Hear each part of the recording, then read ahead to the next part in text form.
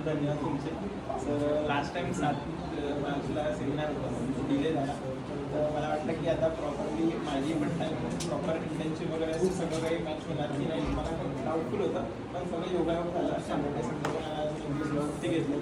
तर आता मला असं वाटतं मी सगळ्यात लकी पर्सन आहे माझ्या बॅचमधला, कारण की ॲक्च्युली काय असते सर, या बिझनेसमध्ये एंटर करायच्या आधी सगळे प्लॅन मला मॅक्झिमम काहीतरी 5 मिळालं 6 मिळालं तुमच्या तोच एक रिझन आहे की मला असं वाटतं की मी खरंच लकी आहे. मोस्ट ऑफ कमी वेळेत केलेला बऱ्यापैकी बेनिफिट असतो. मी 8 सेमिस्टरलाच आहे, फायनल कम्प्लीट व्हायचं आहे. तोपर्यंत मी आधी पण तुमचे व्हिडिओज बघायचो, इंस्टाग्रामवर मी लाईव्ह वगैरे छोटे मोठे बघायचो. व्हिडिओजनी मला थोडंफार मार्गदर्शन होत होतं आणि माझे वडील पण कॉन्ट्रॅक्टरच आहे, तो थोडंसं अंदाज होतो की काय असतं.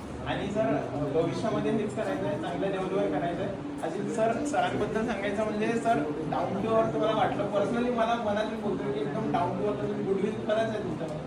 तुम्ही बोलला म्हणून ते पण खरंच आहे. अजून सर लास्टमध्ये तुम्ही जे सांगितलं की या फील्डमध्ये यायचं असेल तर जे काही आहे जे दुवे सोडून ते सोडून द्यायचं.